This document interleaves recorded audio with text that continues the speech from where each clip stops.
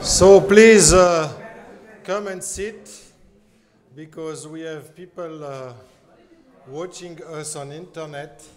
So about 10 people on internet. So please come to the table. You can sit in the front of the row, not too far away.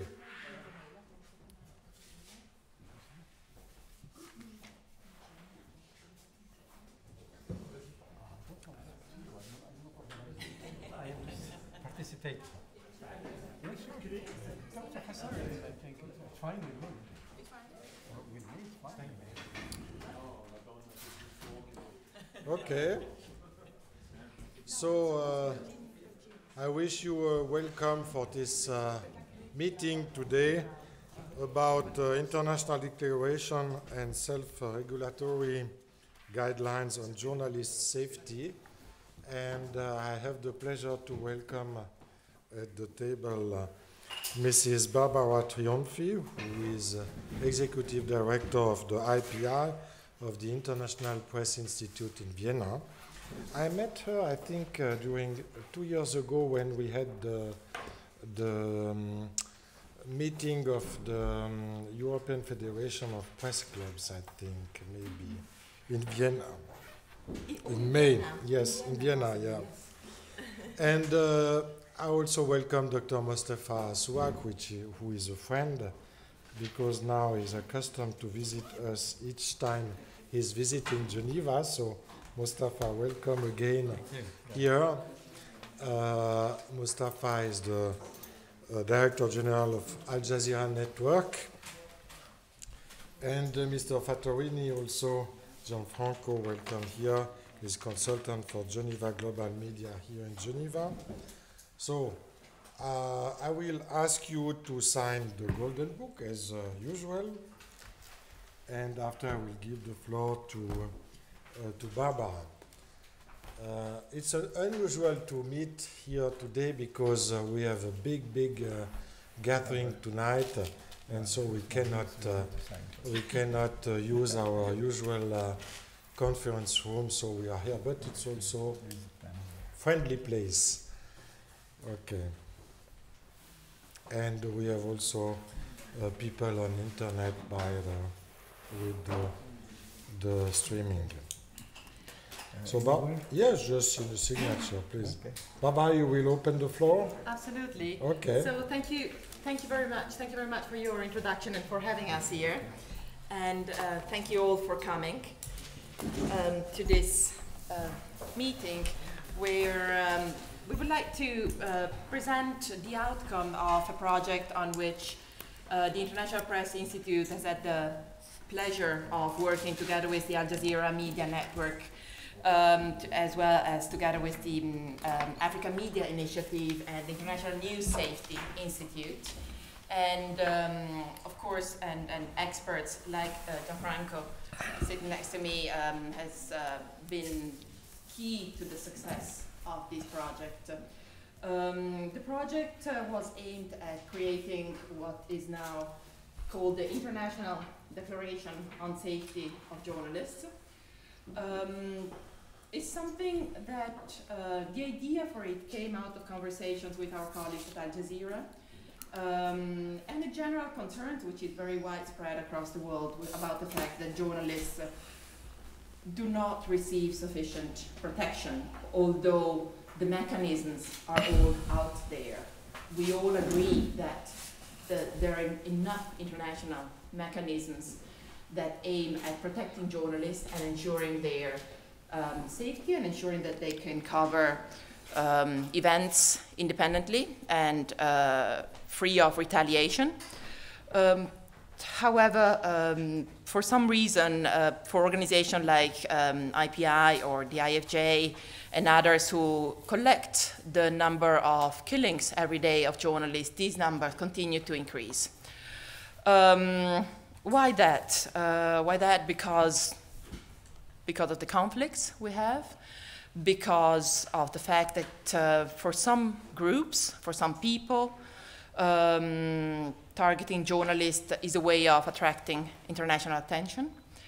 And because also, in my opinion, somehow press freedom organizations have won the battle of shaming government who imprison journalists. Not the journalists don't get in prison anymore, they still do.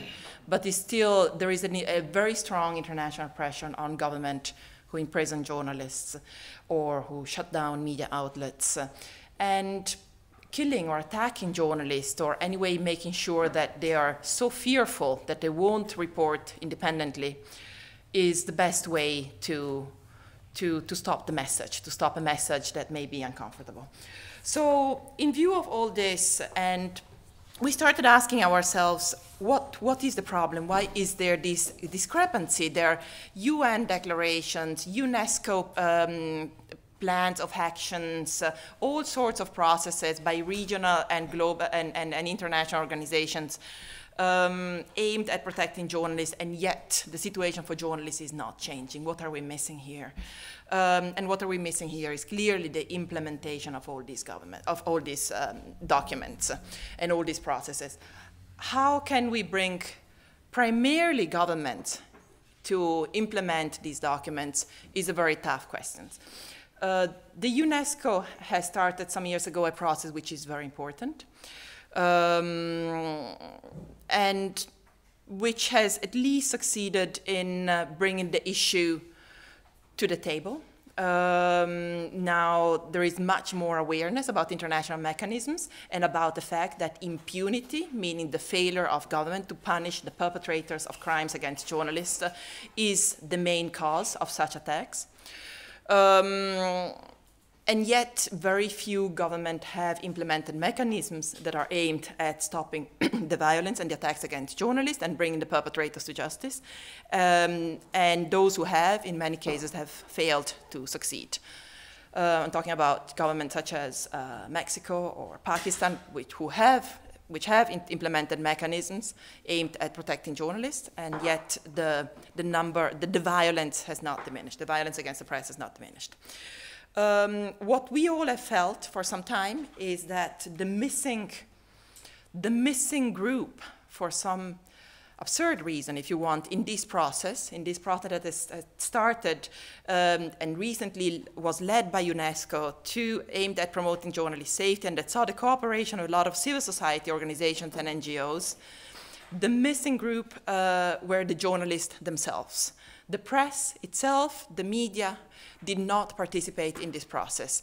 There was very little awareness about actually about what are the rights which are out there, what are all these mechanisms that should be implemented, that our government should be implementing in order to protect our journalists and to protect their right to bring independent information to the population. So they did not participate in ensuring that government do implement these mechanisms, but in many cases they also did not participate in, they did not go far enough in ensuring, and I'm generalizing here because some media company did, but many media companies did not go far enough in ensuring that the journalists are protected in terms of giving them training, giving them insurance, and ensuring that whenever a journalist is sent out to a dangerous assignment, the journalist is as prepared as he or she can be, and aware of the danger that he or she is facing.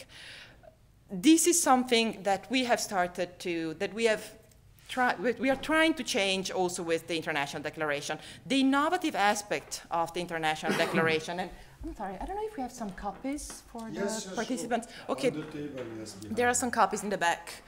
The innovative aspect of this declaration, and this is something that the experts who participated in the process actually insisted, is that it brings together two elements. One is what I mentioned so far, trying to sum up what the international mechanisms are out there, So the government responsibility toward journalist safety, because we all still agree that the government holds primary responsibility for attacks against journalists, not only because they attack them directly, but also because they fail to stop the attackers, which is their responsibility.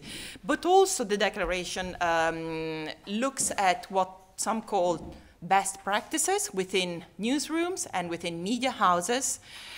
So what media houses themselves should do to ensure that their journalists are protected. In order to create this document, together with the help of our partners, we have organized two experts roundtable, one in Nairobi, which brought together experts primarily from Africa and Asia, and one in London, which brought together primarily the rest of the world. There was a bit of mix in both. And that included representatives of international organizations, NGOs, and the media, and independent experts as well. And the big majority stressed the importance of keeping these two documents together, these two parts together, which is, as I said, is the innovative aspect, is the, if you want, also the controversial one, because of big fears of mixing media responsibilities with government responsibilities, and I see it is there, but somehow the experts who came together to produce this document felt that we have come to the point where either the journalistic community, the media community participates in the process of promoting journalist safety, or we are not going to change the situation. And how can they participate besides of fulfilling their own responsibilities of taking care of their journalists? So having internal mechanisms within newsrooms and within media houses that promote safety, how they can participate in this process is also making sure that there is awareness about unpunished crimes against journalists, that journalists who are killed and attacked are not forgotten, that there is coverage of these attacks, and possibly that journalistic investigations contribute to state investigation, which should lead to the punishment of the perpetrators. It's a long process because we are trying to break a big taboo, which is the basic principles that journalists never want to become the story. Is the basic principle of journalism, and there is great resistance toward that. But I think, as I said, I think we have reached a momentum in which this should be possible. This is becoming increasingly acceptable.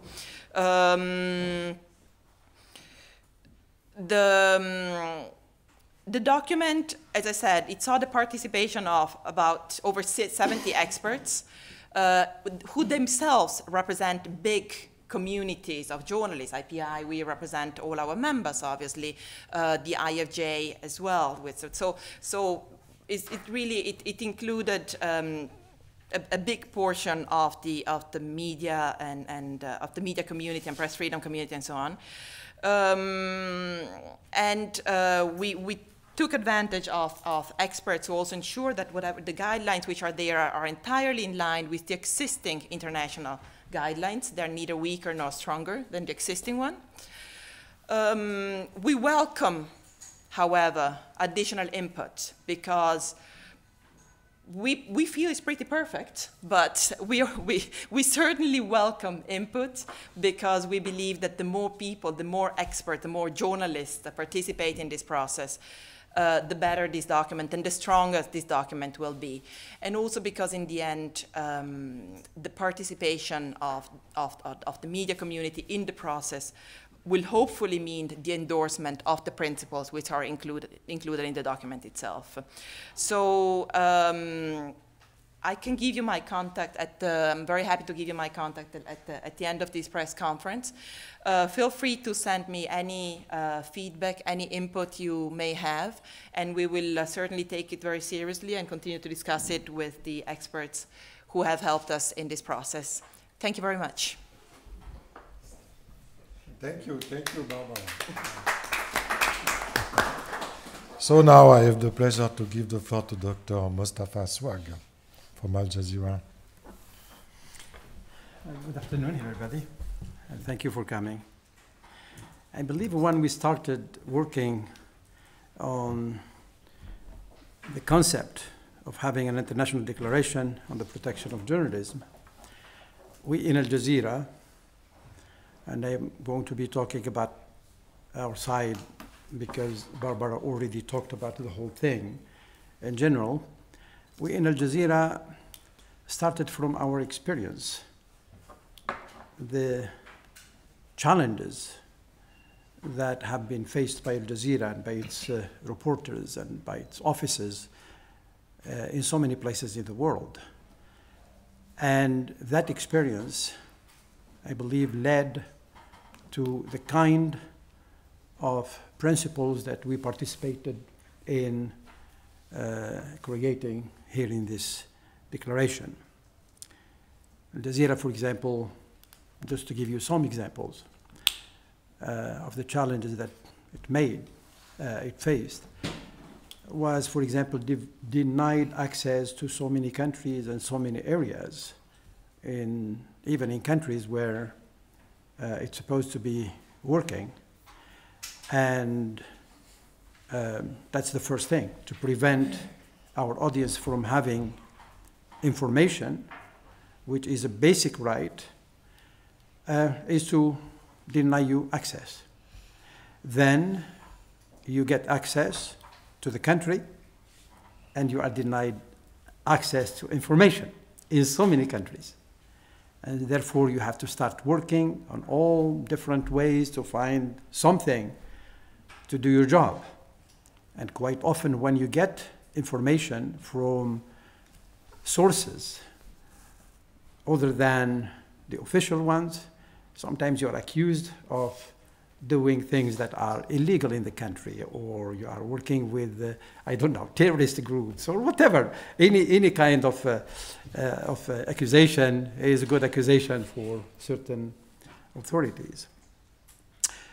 And then, in certain cases, you get access, even you have an office, like in our case, we have offices in many countries, but then you start having harassment, of all kinds of harassment. Sometimes you get the accreditation for one journalist, but they deny accreditation for another journalist, or they give the accreditation for a journalist, but not for the cameraman. Or, I mean, things that are sometimes so ridiculous that it's really difficult just to keep up with the number of problems that are created. And all this certainly are against all the principles of the right of people to have information and the right of journalists to work freely in countries. And then, when we go beyond these things, we get more serious problems, like killing. Many of our journalists have been killed in the field because they were doing their job, nothing else. Nobody ever proved that any of our journalists were doing anything wrong. Just they were doing their job. And of course, none of the killers up till now, as far as we know, has been accountable or put on trial or investigated, even investigated. Beginning with the Americans who killed our reporter in Baghdad, for example, and up to what's going on in Egypt, the latest victim who was killed by the Syrian forces, just died 2 days ago. A young man, Ibrahim Zakaria, very young, very energetic, very hopeful for the future, just doing his job, otherwise very objective. And he was shot and was killed because he was also prevented from having the real medical treatment that is needed because of the situation there.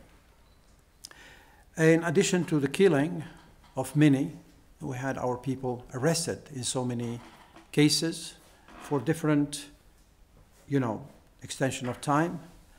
You have with us here Sami al-Haj, who spent more than 5 years in Guantanamo and left with no trial whatsoever because they just picked him up and took him because he was working for Al Jazeera and because he was a journalist, he was a cameraman, he was showing what was going on there.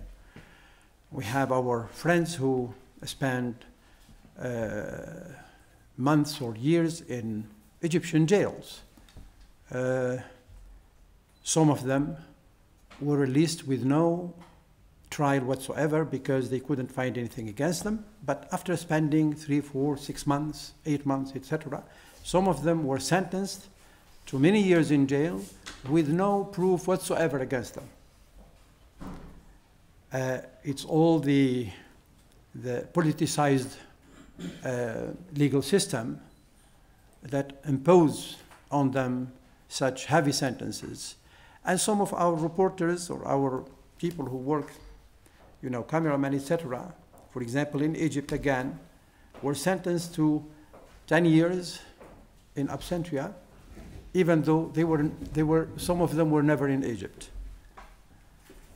And if they want even to get to trial, they have to go there. Of course, they will be put in jail, and they have nothing to do with anything, but they know that the court is politicized, so if they go there, they are giving themselves to a very unjust system in order just to clear their name, to get, many of them are Egyptians. They cannot get a passport now because of that. So, just think about somebody who is living abroad, who is doing his job, he's got family, and then he hears in the press, in the media, usually that's what? That he was sentenced to 10 years or 5 years or whatever in absentia, and he will not be able to get even a passport from his own embassy. It's a very terrible thing. Some of these people who have been sentenced in absentia cannot travel very freely because in some cases, one of our people was arrested in Germany because the Egyptian authorities somehow succeeded in convincing the Ministry of Interior in Germany that this guy needs to be deported to Egypt. Thank God, the system was, did work after that because maybe because we were dealing with a democracy rather than a dictatorship. Otherwise, he would have been sent to Egypt and maybe he could have spent 10 years in jail or could have been sentenced to death or whatever. And it happened more than one time for more than one person, by the way. These are just examples of the problems that have been faced with Al Jazeera and that we took into consideration when we were participating in the development of this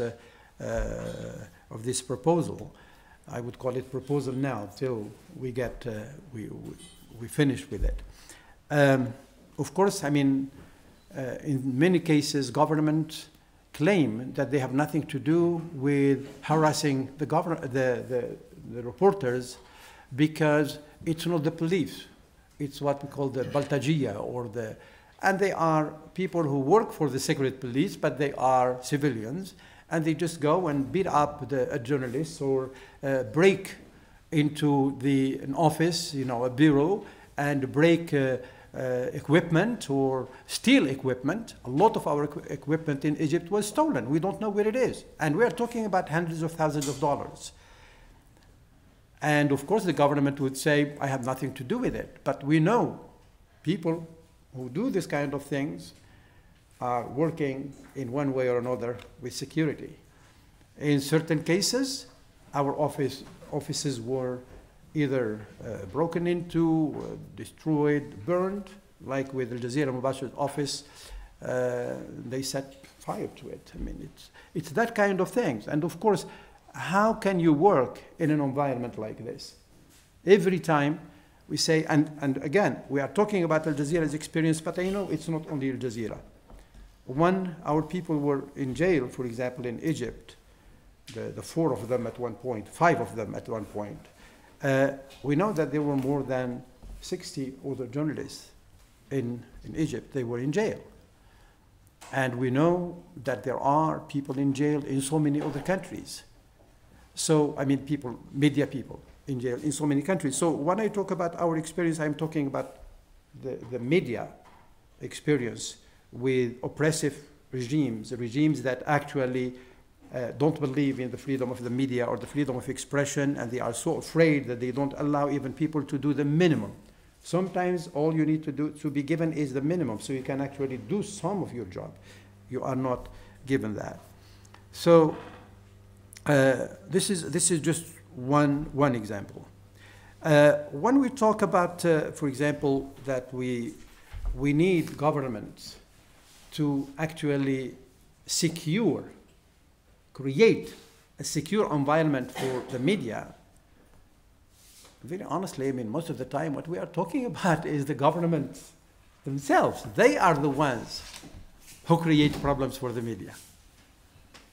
And when you find that people, citizens, regular citizens, harassing the media, they are either agents working for the government, or they are people who are brainwashed by a campaign against the media that has nothing to do with reality. So if they don't like somebody, they say, okay, well, the BBC or CNN or Al Jazeera or whatever, then they turn that media institution and the people working for that media into devils in the eyes of the people. So, of course, these people are threatening our national security. They are creating all these problems that you see in the country and all that stuff. And they might actually harass journalists. But the reason is, again, it's the government, and it's the government propaganda or the government agents. So all these things we have to take into consideration. And when Barbara said something very nice, but she said that we have been successful in shaming some of these people who we know they are responsible for that. But some of them have no shame. Have no shame. You can shame them as much as you want. Think about what happened in Egypt. We understand that more than 60 people have been killed, journalists. We understand that about 100 have been in jail. Don't quote me on these numbers, but there are numbers from at least 20 to 60 killed and up to 90 jailed. The harassments are endless. And everybody knows this. It's not about Al Jazeera. Al Jazeera is a little bit more than received, I mean, more problems, but still, it's all the media there. Yet, when the president, Sisi, goes abroad to visit countries and journalists ask about journalism, he claims that the country is okay and people are free to do their job. You know, the media people are free to do their job and you are welcome to come. But in certain cases, of course, some people create problems, so security issues, but that's shameless. It's nothing more than that. I mean, it's so the issue is that we need to go from beyond that into something that could be actually implemented against these people to bring them to justice. The government officials who actually either practice this kind of harassment and this kind of violations, or encourage it, or allow it to happen, and allow it to happen, it means that even when they know about it, they don't do anything about it, actually, etc., etc. These are accountable, and these are the main suspects, because they can stop it. We know that they can stop it, but they don't. So they are the first ones to be accountable. Yes, it's good to try to cooperate with governments, even oppressive governments, in order to ease up the situation for journalists, but we need to understand that these people are the main responsible for the situation. What we do in order again, I'm talking about Al Jazeera's experience, but I know that many other institutions, media houses, are doing the same thing. We try to take care of our journalists by training them, first of all. Regardless of how good a journalist is, if you don't train them and they find themselves in a war zone or in a tension area or whatever, they might be hurt. So you need to train them, and train them very, very seriously. They need all the skills that they know. You have to give them the choice. You never send anybody to this kind of zones without without asking them if they want. If they don't want, you never send anybody to those areas if they don't agree to go. The third thing is to make sure that they have the different gadgets to protect themselves, like the helmet, like the jacket, anti-bullet jacket. We have been providing our reporters with the small gadgets to track them wherever they are, through electronic devices, etc. All those things help. But again, they are not helping enough to prevent the killing of journalists or injuring journalists. We need to do more. And we need to do more before they are sent to the field, and while they are in the field, and after they come back from the field. They need, of course, some kind of psychological help. They need rest. They need all those things. Jazeera is trying to provide, but I know we can do better, and I hope that we will find cooperation with all the media houses to do better. Yes, we know that journalism is quite competitive, but I think there are issues where we can forget about competition, like this issue, and work together. And that's very, very important, very important. Of course, we try to cooperate all the time with other institutions, and we are very grateful to so many international media houses and journalists all over, and human rights organizations, etc., that actually work together with us to support our journalists when they were jailed in Egypt. And we were successful with that kind of cooperation. Al Jazeera by itself would have never been able to do it, but with that kind of cooperation, we succeeded in getting an international campaign that was unprecedented in the history of the media or any other campaign. I mean, we got more than 2 billion people, I believe, followed on Facebook and on the new media, the campaign, which is amazing. And I believe that would help not only Al Jazeera, but it helps other organizations. Because if we decide to do a campaign to support some of our colleagues, we have the experience to do it. We did it here. We did it here together. Yes, of course, yes, of course, yeah, of course we did it. So, I mean, it's very important to coordinate and to work with, not only with the media houses, but also with the human rights organizations and with the unions, etc., which journalist unions. All of them together, I believe we can do a great job. I know that this kind of, and I'm going to end very soon, there are some issues that could be, it's not an easy to raise some issues. For example, what Barbara talked about is that as journalists, we never want to be the story. We want to be the storyteller of other people's stories. And in this case, I believe when we deal with this issue, we are not actually telling the story of journalists as much as talking about or telling the story of violations of rights, of basic human rights, of what people, our audience, need to know. And when this kind of violations happen, it's not only violating the rights of journalists to do the job, but it's violating the right of people to know. If you don't get the information, you cannot have that knowledge that you need. So that's a very important thing. And that's why we need the help from everybody. This is, again, I called it a proposal, and I'm sorry, maybe that's not the right word to use, but because it is still in the process of formation, even if, as Barbara said, we think that might be perfect, but there is no final draft till we hear your opinion. So wherever you are, our colleagues, wherever you are, if you have some ideas, that comes out of, you know, from your experience, because there are things, I mean, experiences are different, and therefore you might have been through something that bring to you something that we are not aware of, and I think we can really use it. And this is what we need from you, and this is the main reason why we are here today.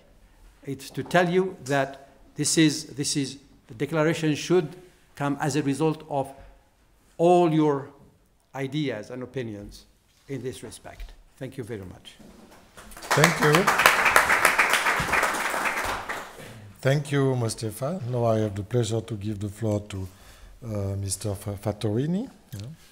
Thank you. So Geneva Global Media, which is quite relatively young and small organization compared to the big and well-established ones like IPI and IFG, works mainly on the protection of journalists, on the education to journalists, on the UN system, on the human rights mechanisms, and how to protect themselves and use these mechanisms, as well as development issues. So Geneva Global Media is very honored to be associated to these initiatives because we think it's a quite important initiative. First, taking into account the number of organizations that have joined this initiative, but not only. Also because this initiative, this document, is a very comprehensive one. It presents the two faces of the coin, meaning on one side the responsibilities of the states that states themselves have already agreed upon in the international arena by consensus, as well as the journalists' rights. And on the other face of the coin, all the media outlets' duties towards journalists and media workers. Third, and I will come to that, is a very important document also in the context of the international arena and having in mind the three pillars of the United Nations. In fact, in the last 10 years, we know more than 1,000 journalists have been killed, and we have witnessed an increasing violent attitude against journalists, kidnapping, torture, and all this kind of behavior. And all this, as Dr. Souag just said, with a total impunity. That there is only about 2–3% of the cases in the last 10–15 years that have been indicted, and the responsible have been brought to justice. At the same time, there is an increasing awareness and consideration that is given to journalists' safety and protection in the international arena. We have see in the Human Rights Council here in Geneva, in the General Assembly, in the Security Council, many debates, resolutions have been adopted, always by consensus. But in the field, we have just listened, there is no concrete action. There is no concrete protection for journalists. In the last resolution adopted by the General Assembly just 2–3 weeks ago, following a recommendation made by the Secretary General in his report to the General Assembly, the General Assembly itself calls on states to implement a legal framework more effectively and to ensure that measures taken to combat terrorism and preserve national security don't hinder the work of journalists.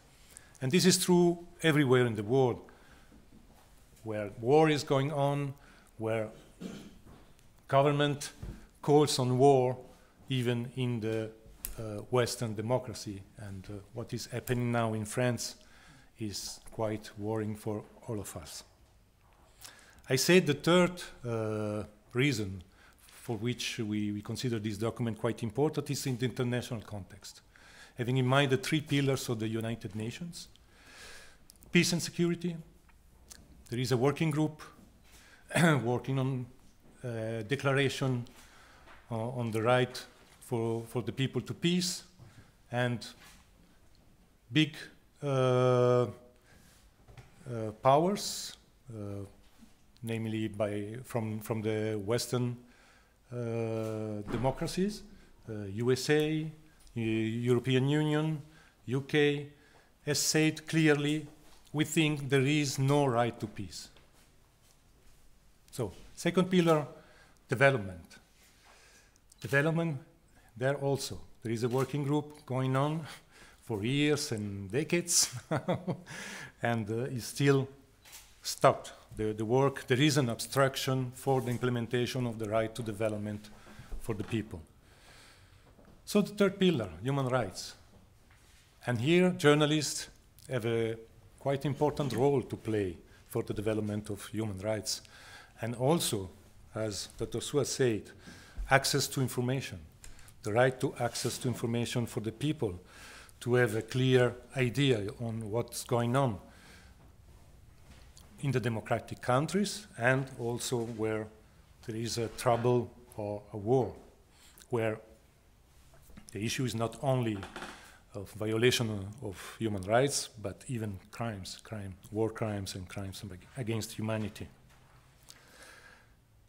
So, how to develop concretely the protection and promotion of human rights? And what's the role of the journalist in this building of the third pillar of the United Nations? Of course, for journalists to work safely, there are declarations in these resolutions adopted by consensus by the Human Rights Council, General Assembly's Security Council. But besides the declarations, there is no real action in the field. The political will, in our opinion, the political will and judicial instruments at the national level are often too weak. That's why we think that there is a need for an international mechanism for the protection of journalists. At least as a first step, at the same level as human rights defenders. Human rights defenders has moved on the top of the agenda in the international community once a declaration has been adopted by the General Assembly and a mechanism has been put in place. And the declaration we are presenting today, because it includes the two faces of the coin, may be a starting point to achieve this first step and to have a mechanism that can effectively watch on what are the problems for journalists. We know that even human rights, in fact, they are supported by the international community with 2% of the general budget of the United Nations. Every special rapporteur, special mechanism of the Human Rights Council have an assistant, one person. Sometimes these assistants have to assist two special rapporteurs. And even those special rapporteurs who has taken the issue of journalists in the past, like the Special Rapporteur Freedom of Opinion and Expression, Special Rapporteur on Extrajudicial Killings, Special Rapporteur on Human Rights Defenders, they simply cannot follow the issue of journalists. They did it once. We can send information, everything, but they can't. They simply can't materially. They don't have time. And they are asked also by the states to look after other issues, that are in their mandate. So you asked for suggestion. This is a suggestion from Geneva Global Media to use this declaration and try to build. Of course, it is in the hands, especially of the big media organization, IPI, IFG, media outlet like yours, to lobby, to make the decision and to lobby, and to make this first step for more concrete protection of journalists. Thank you. Now I would ask Mr. Jim Bumelia from the FIJ to come to the table. Yes. Right, yeah.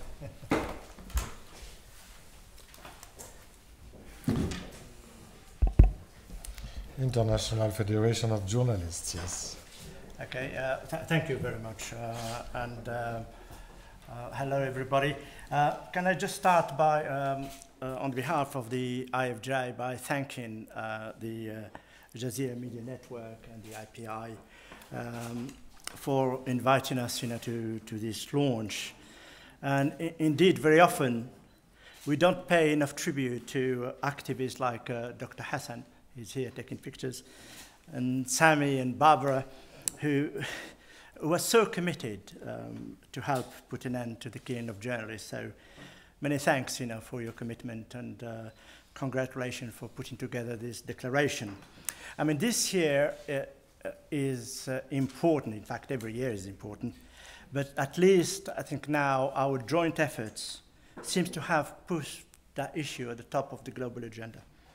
There used to be a time where, despite our huge lobbying effort, we would be lucky if the UN Secretary General would put a footnote in his report at the end of the year. So it's not that at that time there were many less journalists killed. But however, it is a fact that attitudes have changed. And now we, thanks to the wake-up call that is led by the UN, and there's a very big paradox, uniting the efforts of everybody, this has created a new and perhaps the strongest conditions we've ever had to make the whole world take notice of this tragedy. Next year, the IFJ will be commemorating 25 years of publishing kid list. We publish a kid list every year, like this one. And it has been 25 years we have been doing it. And we started this long before many of the NGOs who now make a living out of counting the dead journalists were ever kind of born. But what brings us together today is that more and more journalists are killed every year.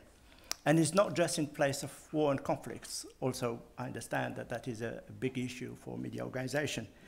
Everywhere is now a more dangerous place for journalists. And most of the killed journalists, they were not even investigative journalists.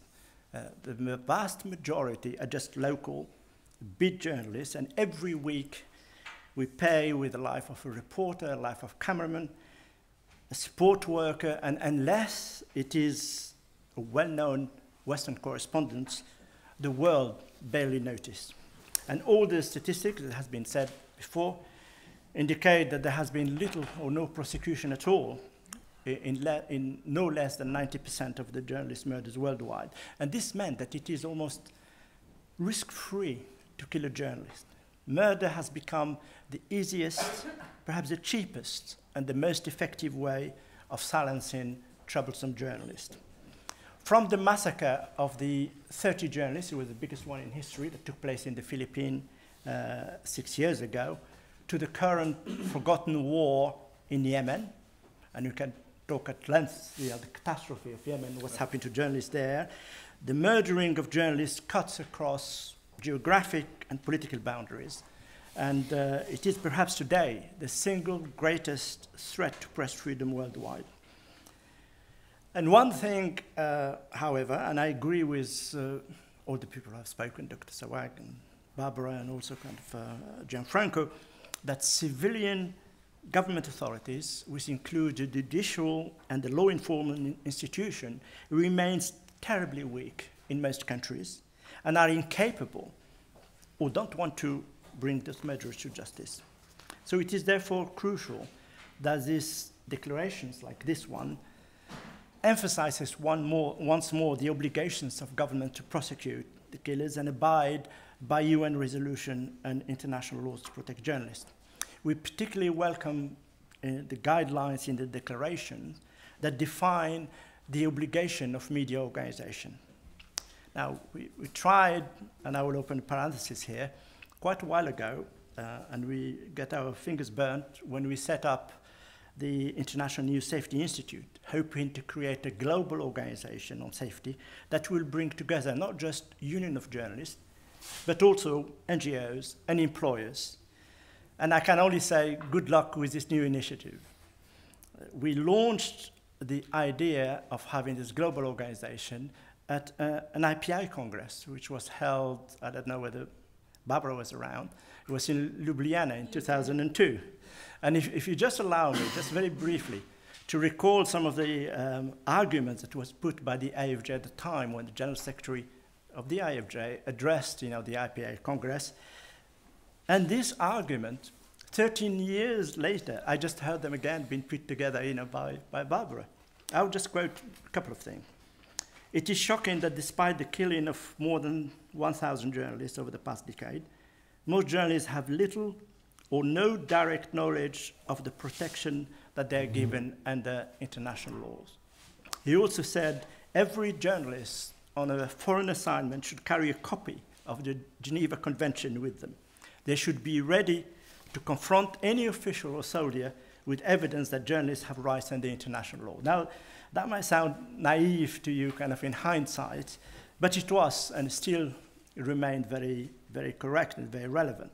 And we worked hard at all levels of the international institution, like Gianfranco has been doing for years. Whenever I go, I meet him still arguing and finding new argument. What are you going to do about this international institution? How to make things stronger? And we tried to convince them that journalists and media staff should have the status of independent observer in the midst of conflict, in the same way than humanitarian personnel or aid agency or the Red Cross. And sadly, in the experience that you went through, many of the large media organizations, such as Reuters, Associated Press, the BBC, to name a few, Al Jazeera came in much later, they were already implementing comprehensive journalism safety strategy. Only very few of them came forward to join and believed in trying to get together this global culture of safety. They were already investing in making journalism safer. They built structures, giving the journalists access to risk awareness training, including first aid, as well as proper safety equipment such as flak jacket and helmets. But when they took the lead at the time in developing their own code of conduct on this issue, only a handful of broadcast media responded. And significantly, not one single press body has joined at the time, and still very few have joined since. So this experience led us to argue that the problem is not with the big international media organization, but it's still important, to put it in a document, but that more can and should be done to provide urgent resources to help small and medium-sized media, which at the moment are not interested or have never been interested over those years, and most importantly, freelance journalists to have access to safety training. And I know that in the declaration you mentioned the effort that's been made to have a declaration, bring it together, the demand and needs, of freelance journalists, but it still remain, a bit of paper. I mean, what is needed in our experience of what's happening throughout journalism with the state that it is now is that precarious freelance journalists has become the norm. And many of them have now no protection, not only kind of with relation to safety, which is very important, but in relation to every single aspect of their employment, their working conditions. So it is important, to be working with organizations that represent journalists, or through their journalists and their members that are kind of in collective bring the issues kind of freelance journalists with them. And that is kind of an area that perhaps we could look at in more detail.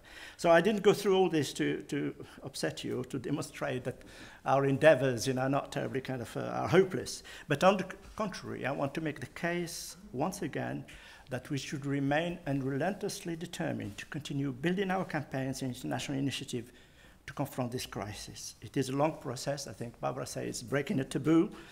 But I think this declaration is another important tool for everybody to use, and congratulations for this work. Thank you. Thanks, Mr. Bonilla. Maybe I will also give the floor to our British colleague coming from London. I don't know if you wish to add something. You can. You are free. Freedom of expression. Well, only that it's great to see a major media organisation with its allies bringing attention to this kind of issue. I mean, we know all too well from the issues at Al Jazeera. I mean, we were perhaps not at the forefront, but certainly keen to play our part in drawing attention to the issues with the Al Jazeera journalists who were imprisoned when they were in Egypt. And also, I think we intervened when one of your reporters was detained in Germany. And so anything that can draw more attention and more focus onto these issues can only be a good thing. And for that reason, obviously, we're keen to add our congratulations. Okay, thanks. Thanks. Okay, thanks to everybody. I don't know if, maybe just to mention that we gave an award in Warsaw to Peter Guest, the Al Jazeera correspondent to Egypt, last October. It was the IAPC, the International Association of Press Clubs. I am the coming president of this international association, and we were gathered in the Warsaw Castle to give him an award for freedom and democracy. So. I have just a remark. I think I hear you with with great attention, and it was quite interesting. But as a European journalist, I am not confronted directly to wars and countries in conflict or in civil war, but about the problem of the lack of diversity of opinions, which is another topic. It's not related to the safety of journalists, but also to the right of express, because, as you mentioned, there is a problem of access to information, access to some countries. When you have access to the information in that countries, but you have also the problem of access to publication, because it's the problem of the politically correct. In our democracies, I speak for our countries here, when a journalist is obliged to write what the editor or the publisher wish to be published, that's also a problem. And I think it's not exactly related to the safety of the physical safety of journalists, but also of psychological, And this lack of diversity of opinion is also a threat on the journalist freedom. That's just to complete what has been said, and it could be also a concern for us, especially in democratic world. It's not only a problem of tyrannic or despotic and like in Arab world, but also in our so-called democracies, and I think we have to think about that also. That's just a remark. Actually, if you don't mind, I would like to say one or two words on this issue. I believe that having all opinions, as we call it in Jazeera, the opinion and the other opinion. Yeah. I mean, any other opinion. I think it's essential. It's a part of our actually editorial guidelines. Mm-hmm. It's not just a question of, law or whatever. It is a part of our editorial guideline. It's a part of our ethical code, and actually for any media institution that doesn't allow such thing, it would be a violation, a clear violation of professional conduct and professional practice. That's very obvious. I mean, I know that in many places, including in the West, quite often you hear the story from one perspective, or maybe different perspective, but of the same side. And then a whole many of the other side is not there. And you say, okay, well, there are, I mean, two people, they are not, you know, they are not presenting the same idea, not the same vision, but there are other opinions that are not there. That's one thing. And I believe, I don't know, I mean, if it's something that should be included here as a part of the duties of the media institutions or not, because it is included in our editorial guideline. So I'm not suggesting it this way or that way. It's just, it's up to you to think about it. The other thing is that maybe we should think a little bit in such a little bit radical way. One, Barbara mentioned earlier that journalists don't want to tell their stories. They don't want to become the story, but sometimes they are. They become the story not because they want it, but because it was imposed on them.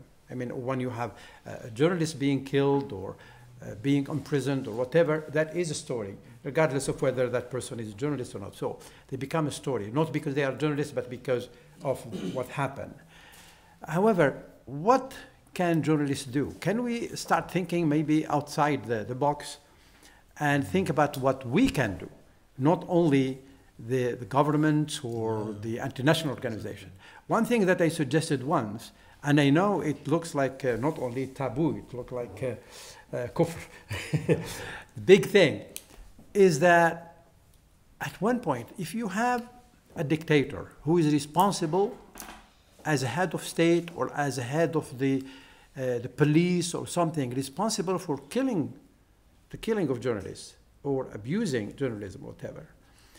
And quite often, these people really want to be in the media, especially when they participate in big conferences, like the conference in France about the weather, the climate. Or I remember while our reporters were in jail in Egypt, the president of Egypt went to Ethiopia to participate in the head of the state of Africa, for example, organization, etc. I suggest something, and people said, "Don't say such a thing. This is not acceptable." I said, "Why don't we completely ignore this person who is there for the media? Completely. And instead of publishing his participation or her participation in the work and giving them advertisement, put, for example, the pictures instead of the people abused in his country. Put story about these people. Shame them. Shame him, I mean. And instead of portraying him like, you know, a leader who is, this is what happened with Sisi, for example, in Africa, in New York, when he went to the United Nations, etc. And he's looking for that kind of thing. I know the Egyptian media made him look like, in all this situation, made him look like he was the star of the event. But that is, everybody knows it's propaganda. So that's one thing. I don't know if it's ethically acceptable or not, but I think it's something that we need to think about. Yeah. I am not suggesting we do it, but I'm suggesting that we think about it. And this is one of many other ways to think about how to get the media people to actually fight back in their own way, very peacefully. The second, I believe, thing that would be of interest here is how much we as media institutions and media houses can cooperate in helping each other in certain difficult situations in the field itself. In the field itself, quite often, everybody wants to get the story. And therefore, maybe many people go to the same place to get the same pictures, the same things. Is it possible, for example, to start just to minimize the losses, start thinking about a kind of like a pool in which the information and the pictures come, done by one team from one, for example, media house, and then distributed to all the colleagues. This is what I said, when it comes to the safety of journalists, we should not think competition. We should think cooperation. Again, it's an idea that most journalists or media houses would disagree with and would say, no, no, no, no, everybody has to fight for their stories. But it's one way to just open some other boxes rather than stay in only one box. Okay? And I think there are so many things that if we work together, we can do, but we need to work together. And this is thing. The other point, and this would be the last one, is how do you deal with journalists in so many countries who are actually supporting the government, the system, the security system that is oppressing journalists, and actually trying to make what they do a reasonable thing. They take into, into their writings or whatever, into the reports that, well, this is a national security. And they know it's not true. And they actually take it upon themselves to show other media outlets to be actually a threat of the country, to the country, or to be creating problems for the country, etc., rather than going to the source of evil, which is the authoritarian government. How can we deal with those people? Are they still journalists? Because they are received by the international community as journalists. They are members of some of the biggest international media organizations. Yet we know, if you go to their writing, if you go to their reports, if you go to their website, whatever, their Facebook, they are working with the security system, the apparatus in their countries, and with the government in their countries that is oppressing the media. How do you deal with them? That's also one of the taboos. People don't like to talk about their colleagues, but they are not colleagues. They are working actually for the enemies of the freedom of the media. And you need to deal with them accordingly. I'm sorry to raise this issue because it's a difficult one, but it's the truth. Oh, this we is have the to, truth. anyway. Yeah, this is the truth. Thanks. Please, I think it's turning into a very interesting discussion. I mean, certainly from our experience and the experience of everybody, journalists are their worst enemy. I mean, journalists very rarely want to write about what's happening to other journalists. It's extremely rare, in particular when you had, kind of outrage. It happened every now and again. It's always linked to something. Either it's an in-house journalist, and if they're killed in Libya or whatever, they take the front page. And it's a big human story, and they put a lot of efforts because it's one of theirs. Or else it's linked to some kind of geopolitics. The beheading of journalists, in Syria, was quite big and reached, millions of people because of all kind of reasons, why it happened. But there's still the colleagues that died 2 days ago. I don't think that anybody would remember their name. I don't think anybody would even write kind of a 2-line about them, apart from yourselves, which obviously, because it was one of yours, you felt the obligation, to do something about it. So this question of how journalists write about what happened to other journalists, which in fact, you may say, if you look at it, this is the easiest way to put things in the global eye, is journalists for themselves to say, it has become too difficult for all of us, let's really have this campaign, crusade, whatever you like it, to change the situation. And they don't do it. And it's not just a question of individual journalists. It's also, being on the other side of where you are, it's a question of the media institution. Yeah. It's the media institution, the editorial line, giving them, it's not that they're not journalists who are capable of writing about things. There are many of them who are capable of writing about things. It's because the media institution, either they don't think it's important, or else there is some kind of calculation, whether it's political, whether it's commercial in it, that they don't make it a big issue. Including what you say about what you said, later on about journalists that perhaps, are either there is a conspiracy theory and they're linked to the spooks in their country and doing the job for them, or else, you know, they accept what has been put in front of them, and even when they weigh it with all kind of evidence, they go along with it, that there is the most plausible version. That is also very complicated.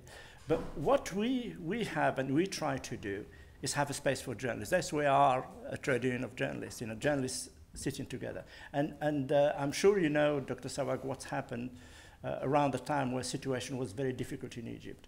We were confronted with a situation, and you know it very well, where the mainstream Egyptian journalists, not all of them, behaved abominably with regard to the journalists that were working for Al Jazeera in Egypt. And there was not, you know, a single kind of shred of solidarity for them or even sympathy for them. I mean, you remember that big incident when they just threw them out of the conference room that, you know, I've never seen it anywhere else. And not many people talked about it. But the question of having that solidarity, it works in different ways. It's not that it's all the way of having people working for the government. There are a lot of brave and courageous people, you know, who stand up. I was telling my colleague, and he didn't know it, how the Federation of Arab Journalists, which, okay, you might see that many of their leaders and so on, they agree with their government, were one of the most vociferous advocate of freeing the journalists, you know, the Jazeera journalists. There was one of their first meetings that they had with the Sisi, and I was quite surprised of how they approached it. And he wanted really, the first meeting, to pose himself as this big hero who has taken over and been elected and been loved by the masses. And the first question that was put to him was, are you going to free those people, and please do it. So there is the space for journalists where this debate has taken place. That is our job to make it happen, but we also need, you know, organization, media organization to help in that. If media organization stifle, you know, the process of people discussing, you know, within their own organization if they want to, that doesn't happen. It's difficult to make those links. Can I just finish on just a couple of things in terms of how, and you raised that, how are you going to push those countries? And they're not just rogue countries. United States, and we know we've got proofs, we never tested it, probably wrong proofs, that they killed 18 people in Iraq. It's known, we've got the files. From the time of Bush, we had a campaign, we even picked up the attack on the Palestine hotel in Baghdad. That's been the symbol of what's happened there to journalists. And for many years, we have given up now.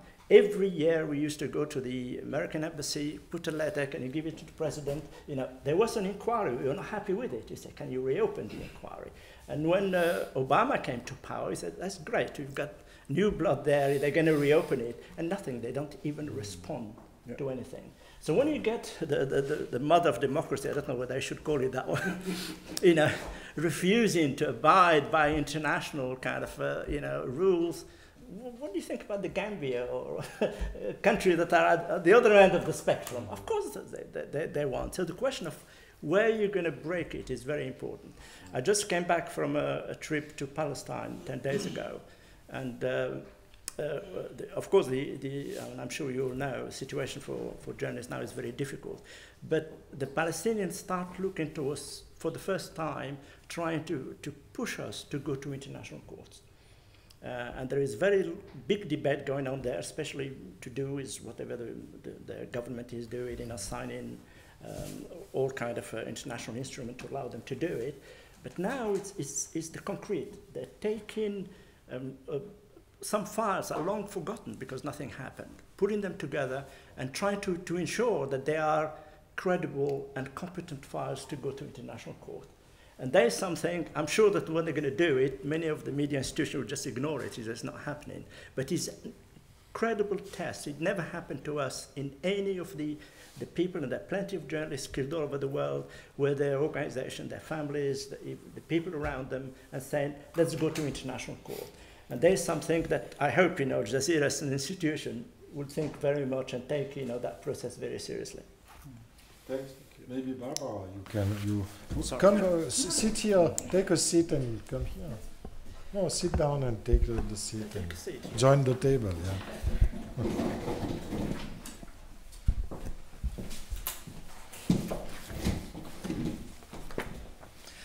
sure. I also wanted to go back to the issues that you raised, Dr. Souag, with regard to, interestingly, the issue of media blackouts was discussed at our meetings, in particular the one in Nairobi, because some of the participants actually came from experiences where this worked. I remember in particular one participant from Afghanistan who said, one from Afghanistan, one from Pakistan, and both said it's so difficult to get the media community to get together and cooperate and something, but in the very few situations in which we managed to come together and actually decide a media blackout of a certain, in that case, I believe was a local governor who was attacking journalists, and this was sent such a strong message in that specific situation that it worked very well.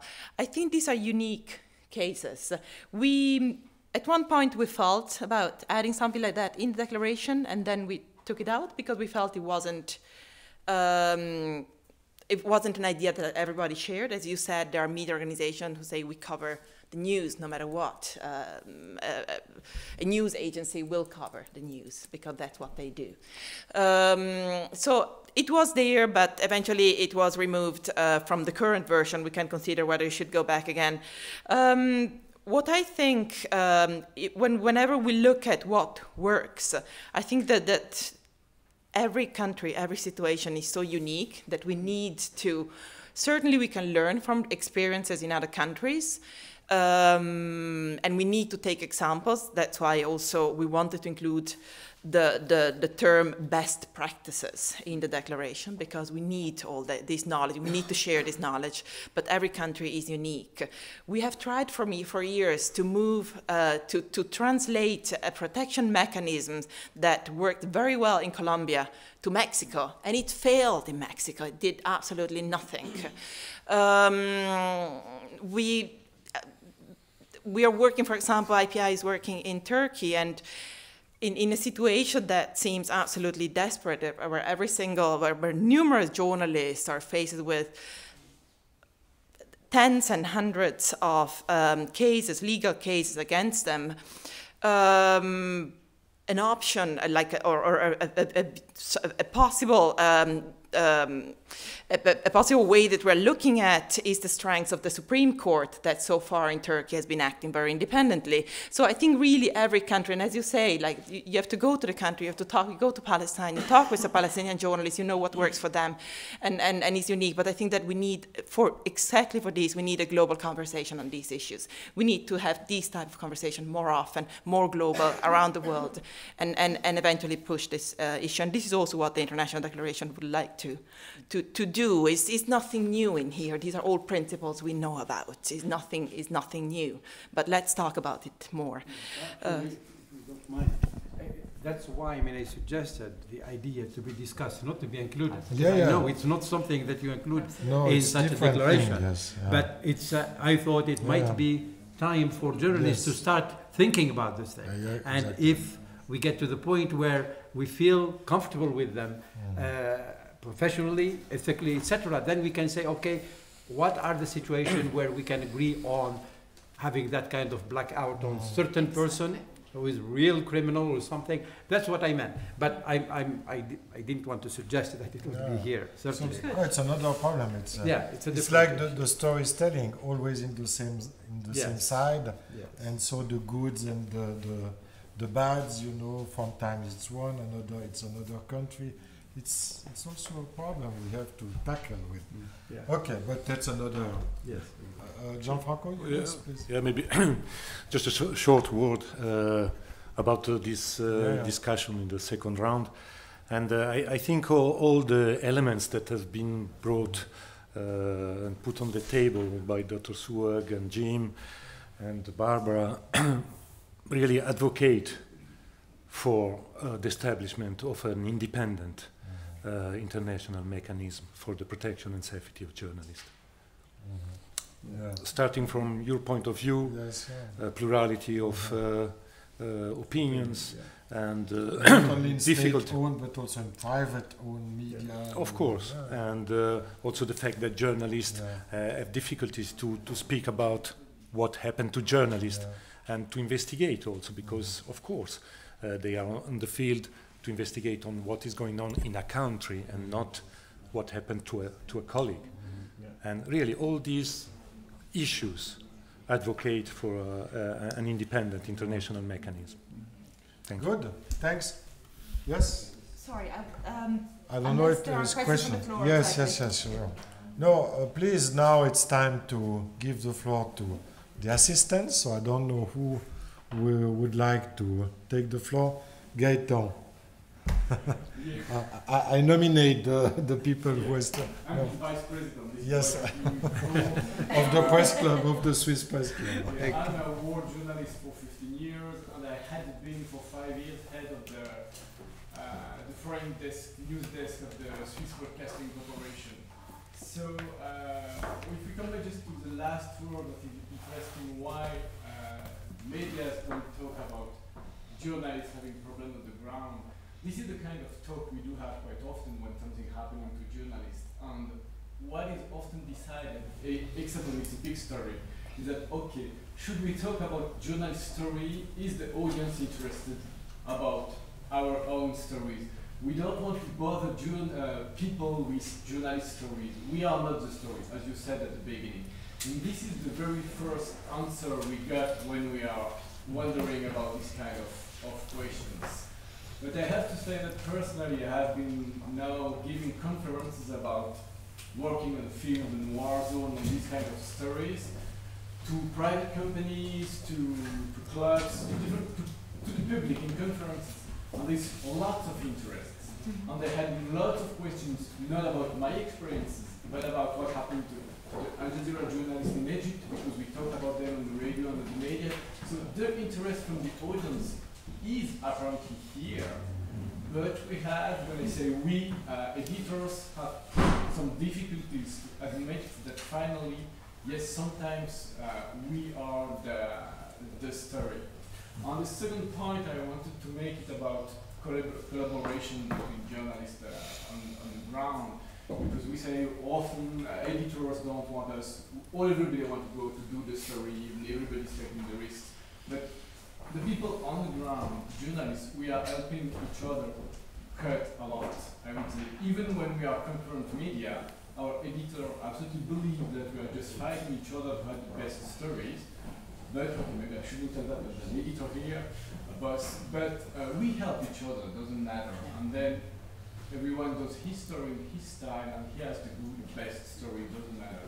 But we help each other. And I do think from there that our this kind of declaration, if the media, the editors, the media house have some problem to accept it, if it doesn't come top down, it could maybe try to go from the down to up, talking to journalists and making them, that their boss, admit to take this text into consideration.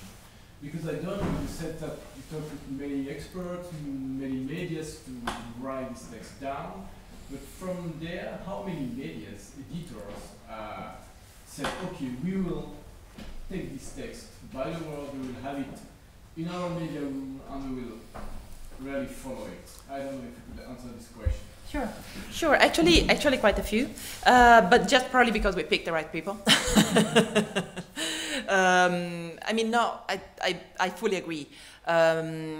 Media employers and media owners should be, or media managers as well, because in the end it's their decisions as well.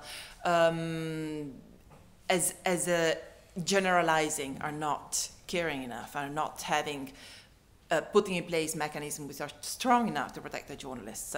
But I must say that there are out there outstanding examples in these categories as well. So indeed, you can find a number of owners, editors, and managers who certainly work for media company that have the necessary resources to put in place this type, to put to enact this type of principles, to give training, to give, I mean, Al Jazeera is one of them. They give training, all type of support, psychological support, all of that. but also who are strong supporters of this. You find them. The International News Safety Institute was started by a group of journalists exactly like that, and certainly among IFJ and IPI members you find numerous of those. Is not enough because it's still a small percentage. So that's why we are trying to bring the voice of these people to those who have so far been reluctant or have not been been careful enough in implementing these type of principles. But yeah, sorry, to go back to your question, let's say about half of the participants were journalists. Probably 40% of the participants were, we did bring some journalists as well, but also we tried to look really at the management level. And those who were there with a degree of course, in terms of, if you look at the terminology of this declaration, it's very careful about which terms are used and so on. But they were strongly supporting these type of principles. Yes. Thanks. Yes, please do. Yeah. Thank you very much. I'm from the mission of Morocco, and my ambassador in a previous life was a journalist, and he's a person who is very, very much into the media scene, and we have often a lot of conversations on the issue of safety of journalists. Of course, Morocco, together with Qatar and 6 other countries, are part of what we call the core group on safety of journalists in the United Nations, and we've had quite a successful resolution. And, we welcome today's discussion. As you know, the right to information is fundamental, all the more that we are in an environment of increased disinformation. Needless to say that the journalists have a critical role to play, and their safety has to come first. What has struck me in my previous experience, both in New York and in Geneva, is that the whole relationship between the United Nations and the media needs to be built. The United Nations takes pride in having a Department for Public Information, and when at that time I was in the 4th committee dealing with the right to information, it just struck me that whenever we negotiated a resolution on the right to information, there were no journalists in the meeting room.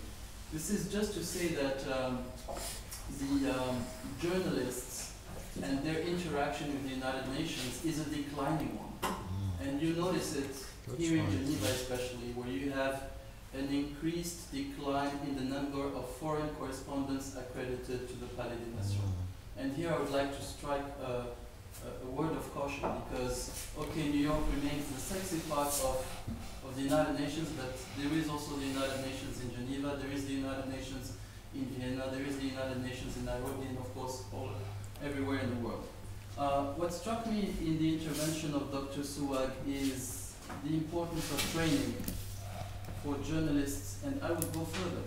There is a need for training of journalists in human rights, because they will be called to go into these conflict zones, and they need to know both the human rights that they have, but they need also to be aware of the international humanitarian law and the 4 Geneva Conventions. And I think that the center that Al Jazeera is having on continuous training is a very good case in point that could be replicated in other media outlets. The last point I would like to make is I've been very puzzled yesterday. I know this is like a side issue, it has nothing to do with the safety of journalists, but I've been very puzzled by the statement yesterday of Donald Trump. And here the media have an obvious role to play in fighting or in countering hate speech and countering violent extremism. And I would like to ask the distinguished panel that we have today how they view their role in this, because I think this is going to be the next frontier, as they say. Yeah, thank you.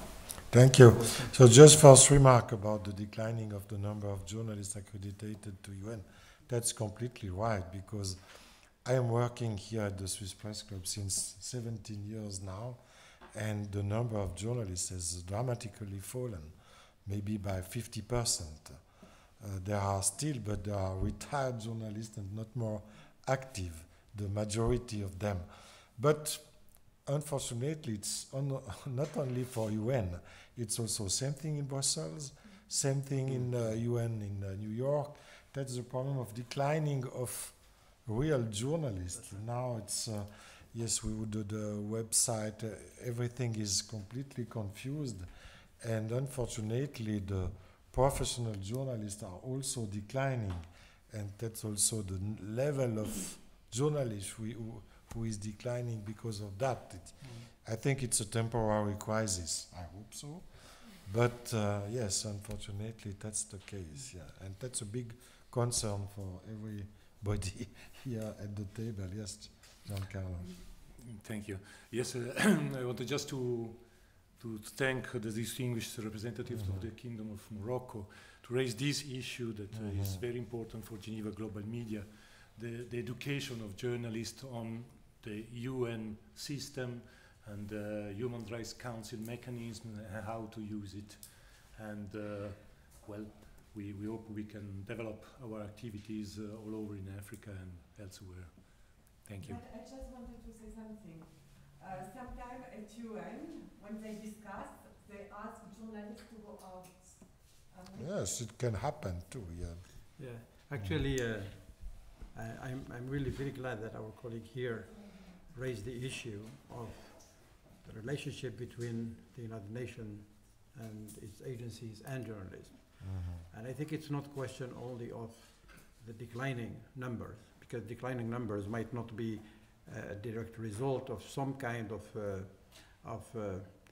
a problem in that relationship, but it's also within the media institution. Yes, as you know, there are a lot of cuts in terms of employment in so many media institutions because of the economic problems. So you can see how much it happens. There is also the new media that is replacing in certain ways, replacing some of the old media, which unfortunately I am a great supporter of the new media, by the way, but at the same time I can see that in certain cases journalism is taken so lightly. People who are not real journalists, they are not trained enough to be journalists, they try to take a bigger space than they should be taking, because they are just at their first steps in the field of journalism. Just because it happened that they are somewhere where they get something important, they put it on there and people start going to their website or to their Facebook or whatever, and they become big names, but you can read what they are doing or follow what they are doing, and you can see that it is far away from real journalism. That's very important. The other point that you mentioned about training journalists on human rights, and you know, all in addition to the usual training, I think that's very important. I think we are doing it in Al Jazeera, and we are actually talking about increasing the training, and even having some experts who might come and talk, even give kind of lectures and workshops, etc., to a wider audience of journalists than the usual number that is between 10 and 30 or 40. So it would be very important for our journalists to know what, not only their rights, but also how they deal with the right issues of the human rights wherever they work. And that's very important. I mean, even the people who are not in the field, for example, editors inside the newsrooms, they receive news from agencies or from correspondents or something, and in certain cases, for example, they are showing things that they should not be showing, about children, for example, about certain situation of men and women, etc., etc., the kind of pictures that are not acceptable under the human rights code, and even within the ethical code. Sometimes it just slips through, and you need to make those people aware all the time. So, I mean, thank you for raising this issue. These are very important. Yeah. Okay. Wish to add something? Yeah? Sure, maybe I'll pick up on the last issue you mentioned with regard to journalists playing a role in fighting hate speech. which would need no discussion by itself because it's such a complicated issue. The problem with hate speech is why we certainly all agree that it's something we don't like. There is a lack of agreement at the global level about the type of, the degree of state intervention and the type of statutory remedy that is appropriate to fight hate speech. If you go to the US, the dominant ideology believes that, you know, looking at the First Amendment, the state should make no laws that limit hate speech. That is also true for hate speech. So unless it amounts to incitement to violence, there is a general acceptance of the fact that the state should play a role there. You come to a more European perspective, if you want, in which the European Union has actually asked member states to implement criminal laws to stop hate speech, which many countries have done with great criticism from press freedom groups and so on. There is a great debate about that, and it's a complicated issue. The fact is that what we have seen is that most legislative measures are not effective in fighting hate speech, and that is the biggest problem we have. So what else do we have? And there are very interesting studies at this regard of how social media themselves and mechanisms that are active on social media are the most effective way of fighting hate speech, which is so prevalent on social media. As I said, there is a lot out there. There is a lot of research, but I do believe that yes, there is a role also for journalism in fighting hate speech, which is a much more, at least raising awareness about the issue, talking about the issue, and bringing it to the table. So yes, I believe there is a role, and there are studies out there that can outline what are the best practices in this area. Thank you. Thank you, Doctor. Yes, please.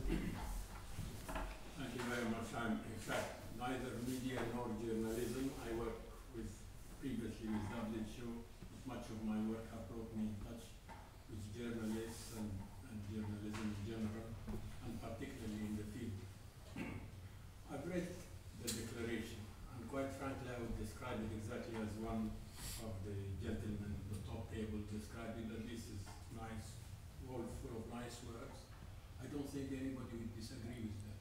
Even if you take this to President Al-Sisi and ask him what he thinks, he will read it and say, why not let them publish it and so on. It's very nice.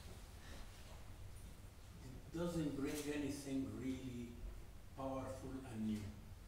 And what is really lacking in a statement like this is to take the opportunity and insert an operative paragraph which says journalists and their institutions are seeking mechanisms that entitle them or empower them to bring legal and formal cases against institutions that breach, and then you have all the references to UN resolutions and statements and human rights and so on that you have there, without raising the issue that you don't have today a mechanism in which journalists and their institutions can bring in a case. And you had the case in Egypt. Really, nothing was more frustrating than that. It was flagrant injustice, flagrant breach of everything there is. But who do you take the case to? And unless you begin to insert little paragraphs that demand some mechanism by which you can reach course of justice, I hate to say the ICC because in my opinion it's a failing institution. Something like that. You need a paragraph that puts more juice, something new into all of this. Otherwise, it really will be a statement by a club of journalists, for journalists, with which all of us agree with, and we'll all clap hands to each other and leave. So I put before you the case of inserting a paragraph, an operative paragraph, that formally begins to build such mechanisms, legal and otherwise. Yeah, very quickly. Thank you very much of that. And I don't know whether there is a lawyer in the room. And if there is an international lawyer in the room, they can, speak chapter and verse of what can be done at the international level. And of course, if you want to add a paragraph, maybe Sisi would also agree with it. The question is, there is nobody preventing any media organization to go to court. You don't need a paragraph there, to say how it happens. The argument will be legal argument, what is possible and where. I mentioned, the issue of the Palestinians. The Palestinians, maybe they still think, that the international court is that important stage for anything that is happening to them. And that is why the journalists are part of that national effort to bring cases into the international court. And even that is not won in advance, because nobody knows how strong are the cases, how strong the evidence. So when you start getting into lawyers speak, it becomes a completely different animal of how are you going to set up, what you want to do and use the legal means. I don't think there is any problem with anybody using legal means, to seek redress. How they're going to do it, I don't know. Going to justice costs a lot of money. Who's going to pay for it? Yes, there is a body of human rights lawyers, international lawyers. They usually do things pro bono, for nothing. But themselves, they're not really concentrated of where they're going to go. And at the moment, there are plenty of cases in international court. You probably remember, what's happened to Pinochet. That really concentrate the mind, and a lot of organizations came together and really kind of deal with it. Whether there is a question of a test case, for journalists, we haven't got that yet. Maybe somebody can take the United States to court, for the killing that they had done, in Iraq. Maybe Tony Blair himself will be in front of the international court, next year, where the report about what he did, in Iraq would be published. So that legal side, is very complex. It's got to be done, of course, case by case. But I don't think that putting a declaration like that is an impediment, prevent anybody from doing that. And certainly kind of organization of journalists, can do that. Union of journalists take government to court, take institution to court. Maybe it's about time that the media institutions start doing that. So what's new about the declaration? What's new in this declaration from A to Z? Tell me just one thing new that has not been published and known and so on about that. Well, I haven't written the declaration. I mean, there are people here, who in many ways tell us. Yes. Sorry, and that's what I said. Now that we are at the level where things are, there is global attention about it. Keeping on pushing. Any little instrument, any few ideas are important, because there is like a get together of mind. People are scratching around, find how the best way to make a progress. So I think we should start from, that's what I did by welcoming it, at being kind of another piece that is not going to resolve things. They don't say we're going to resolve things. They don't say that it is something new. They repeat it. In fact, the thing that we repeat are the thing that we have for years. The international instrument, that exists. I mean, Geneva Convention was in, half a century ago. But there are blockages. They're not being implemented. I mean, yeah.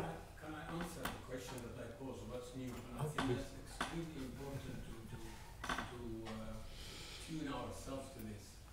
What is new is that today you have an information flow that if you know how to manipulate it, you could achieve quite a lot.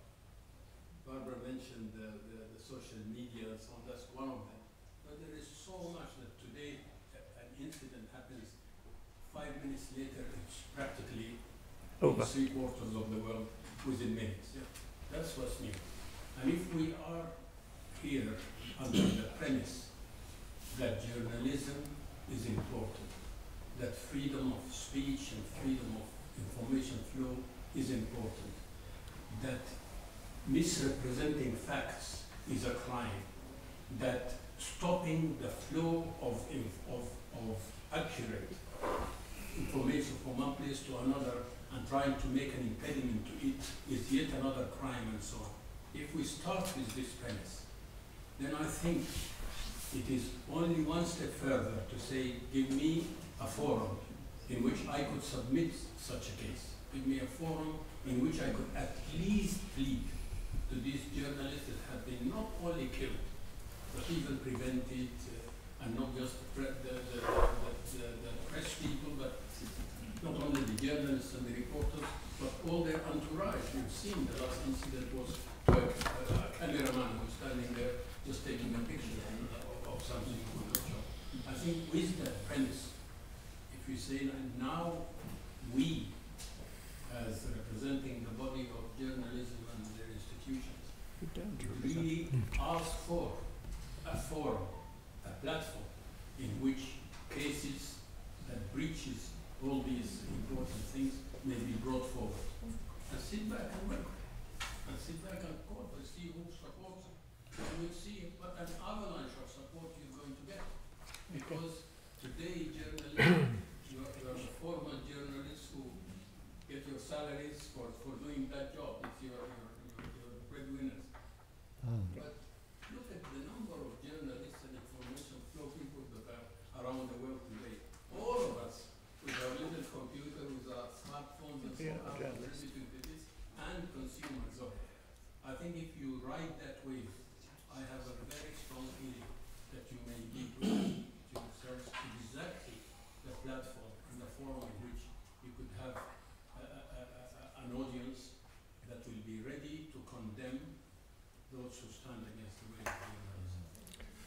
of journalism. Very shortly, maybe to reply to your question, what is new in this document? As I said at the beginning, there are two key elements that are new in this document. First, that there are the two faces of the coin in the same document. And secondly, that a large number, especially of big media organizations and outlets, joined together on this document. Now on the international judicial mechanism, we have to be clear. I mean, big powers doesn't want to be submitted to international court in any case. So well, why to create a new one? And how to use the existing one, which in fact also doesn't have the means to work effectively. That's why maybe the first step may be an international independent mechanism, but not judicial. And then let's see. Yeah. That's right, yeah. Okay, please, last question. Yes, we go. Yeah, thank you. We have still 5 minutes. I think you're talking about, excuse me, my name is Dario Cervantes. I'm main delegate from presse-Geneva campaign before the United Nations.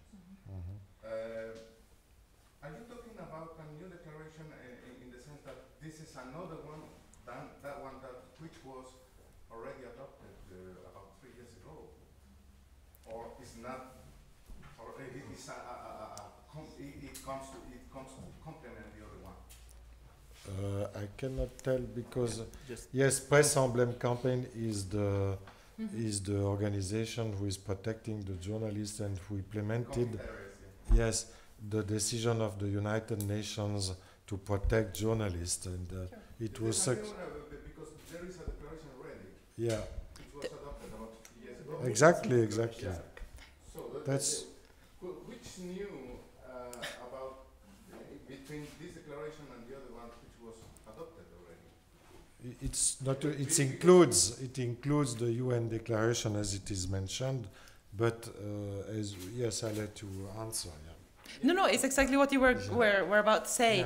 Yeah. This declaration, in terms of international principles, it refers to some of the already existing declarations and resolutions which are out there, and there are plenty. I'm not, and the novelty aspects of this document is what Gianfranco has just recently said, is that it seeks to also not only bring together the NGO and the IGO sector, but also the media sector.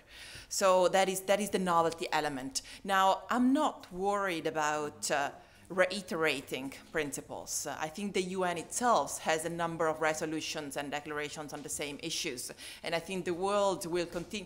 You know, I think that it's, as I said, I know that there is already a lot out there, and we are referring to all this. Yeah, I understand. And it's just a formal question. Yeah. Because I want to point out that there is, I just had a quick view of that, and I find the same problems that we had in the first declaration. Because on PEC, we elaborated this thinking about journalism as a concept, and then thinking about conflict as a concept, but as a fixed concept. But now, journalism is an activity very, very plural, and you can find journalist activities in people who, and people in professionals who are not qualified professionally or formally as a journalist. They don't have a credential as journalists. For instance, it's my case. I'm a lawyer, but I do some work, I develop some journalist activity. And the fact is that the first question about this, what we can we consider, for instance, a blogger or one of these persons doing this kind of work, which diffuse public information, and then they are harassed by a government institution. Do we consider them journalists or not? And the other point is conflict. Do we consider conflict in a traditional way, in the sense that there is a confrontation between two armies, or conflict is a country where there are huge problems, like in Mexico, like there are in Ecuador, like because I'm talking about Latin America, not because I'm Latin American, because I'm talking because I've seen that all meetings about journalism, about problems for journalists, they are very well focalized in an area, in the Middle East problem, in wars, and in Afghanistan, in Iran, Syria, etc. But we forget what's happening in Brazil, for instance. So, what to consider as conflict, what to consider as violence against journalists in everywhere, or just in countries where we know that there is running a war? No, I mean, certainly this declaration covers any type of violence against any journalist anywhere. And we define journalist, like the word journalist is interpreted in the declaration exactly as you have interpreted, in the meaning of anybody who practices journalism, independently from any sort of accreditation this person may or may not have.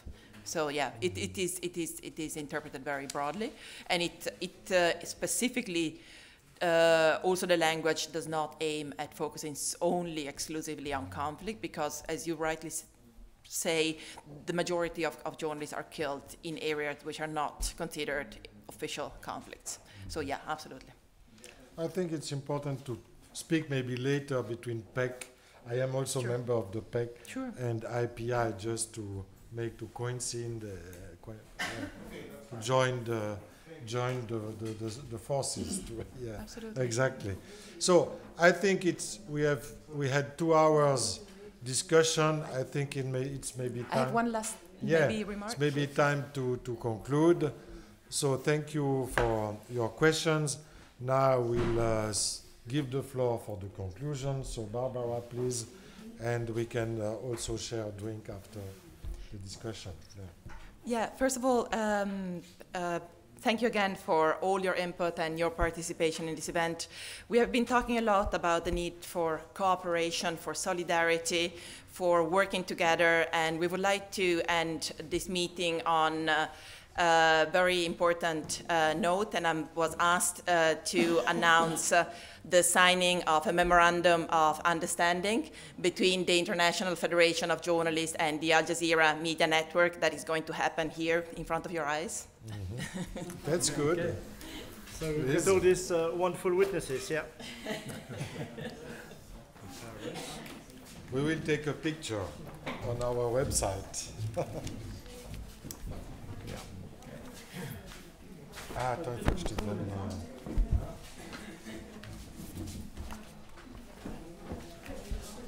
Tiens.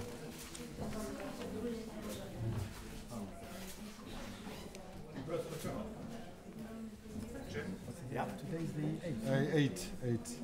December 8. Yeah. You both look up with your pens on Yeah, the yeah, paper. we can do it. Both.